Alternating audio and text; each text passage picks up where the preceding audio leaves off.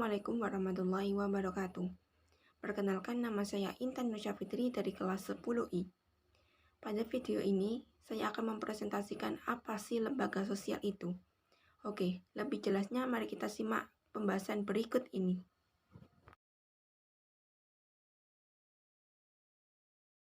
Lembaga sosial merupakan kumpulan dari berbagai norma yang berhubungan dengan kebutuhan pokok di masyarakat karena memiliki fungsi dan tujuan tertentu. Lembaga sosial berfungsi untuk memberikan pedoman bagi anggota masyarakat tentang bagaimana setiap individu harus bersikap dalam menghadapi masalah yang muncul dan berkembang di lingkungan masyarakat. Lembaga sosial berfungsi untuk menjaga keutuhan masyarakat yang saling berhubungan atau bersangkutan. Lembaga sosial juga berfungsi untuk memberikan arahan kepada masyarakat untuk dapat mengadakan sistem pengenalan sosial seperti sistem pengawasan masyarakat kepada anggotanya. Karakteristik atau ciri-ciri dari lembaga sosial yaitu memiliki ideologi, memiliki simbol atau lambang, memiliki tata tertib atau tradisi, memiliki alat kelengkapan, usianya lebih lama, dan daya tahan atau tingkat kekebalan. Tipe lembaga sosial berdasarkan perkembangannya dibagi menjadi dua, yaitu creative institution, yakni tumbuh secara tidak sengaja di masyarakat. Contohnya perkawinan atau pernikahan pada lembaga keluarga. Yang kedua adalah enacted institution, yakni sengaja dibentuk oleh masyarakat. Contohnya aktivitas ekonomi pada lembaga ekonomi. Tipe lembaga sosial berdasarkan sistem nilai dibagi menjadi dua, yaitu basic institution, dianggap penting karena memberikan nilai-nilai dasar bagi masyarakat. Contohnya, lembaga keluarga melakukan sosialisasi dasar pada individu. Yang kedua yaitu subsidiary institution, yakni dianggap kurang penting karena memberikan nilai-nilai tambahan saja. Contohnya, rekreasi pada lembaga keluarga. Tipe lembaga sosial berdasarkan penerimaan masyarakat dibagi juga menjadi dua, yaitu ada approved institution, yakni lembaga sosial yang diterima masyarakat karena kehadirannya dirasakan berguna. Contohnya, lembaga pengadilan yang berguna untuk menindak perilaku yang menyimpang. Yang kedua ada unsanctioned institution, yakni lembaga yang ditolak karena meresahkan dan mengganggu ketertiban masyarakat. Contohnya organisasi kejahatan. Tipe lembaga sosial berdasarkan penyebarannya juga dibagi menjadi dua, yakni general institution, dikenal dan penyebarannya hampir dimiliki oleh setiap masyarakat. Contohnya lembaga agama sebagai pedoman masyarakat dikenal secara luas. Yang kedua ada restricted institution, yakni persebarannya hanya berada di lingkungan kelompok tertentu saja. Contohnya lembaga adat yang dimiliki suku tertentu. Dan yang terakhir yakni tipe lembaga sosial berdasarkan fungsinya dibagi juga menjadi dua. Yang pertama yaitu operative institution, yakni menghimpun berbagai cara dalam mencapai berbagai tujuan masyarakat. Contohnya lembaga ekonomi yang berfungsi menghimpun kebutuhan masyarakat. Yang kedua ada regulative institution, yakni mengawasi nilai atau norma yang berlaku di masyarakat. Contohnya kepolisian atau lembaga hukum yang berfungsi menjaga dan mengawasi masyarakat. Dari lembaga sosial yaitu yang pertama, lembaga keluarga.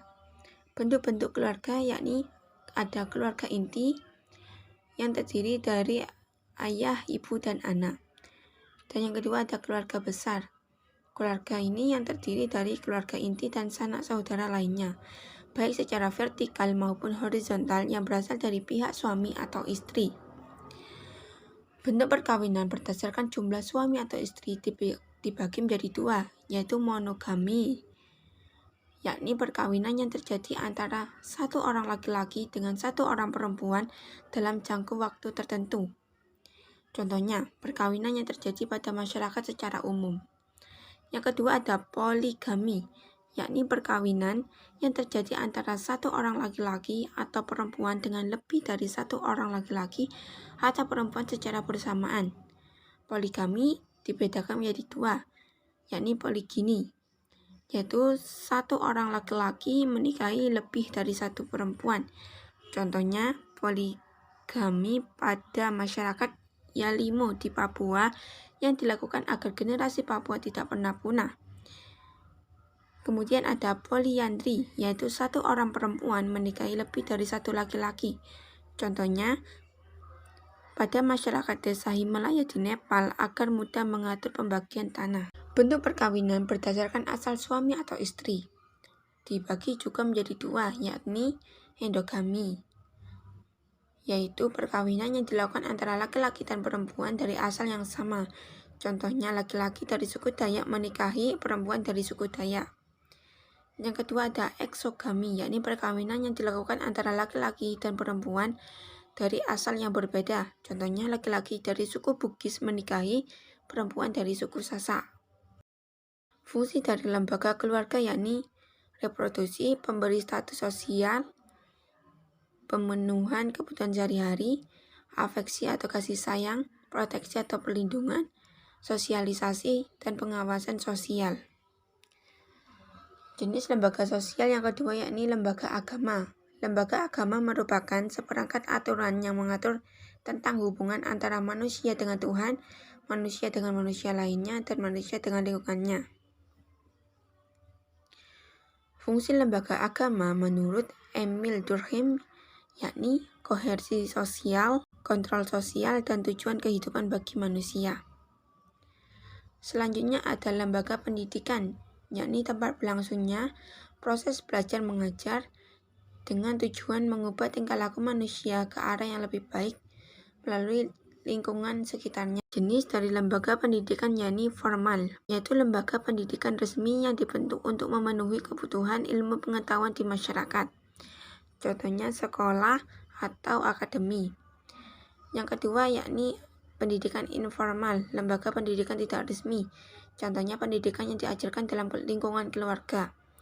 Yang ketiga adalah pendidikan non-formal, yakni lembaga pendidikan di luar kegiatan pendidikan formal. Contohnya lembaga kursus atau tempat les. Paul B. Horton dan Chester L. Hunt menyatakan bahwa lembaga pendidikan ini punya dua fungsi secara umum, yaitu fungsi manifest, artinya fungsi atau manfaat yang disadari secara langsung oleh masyarakat.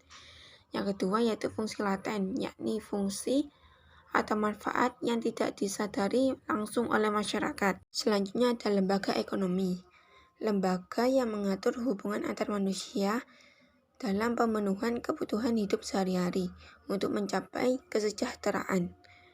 Fungsi dari lembaga ekonomi yaitu sebagai pedoman pertukaran uang, pedoman ketenaga kerjaan, dan pedoman harga jual.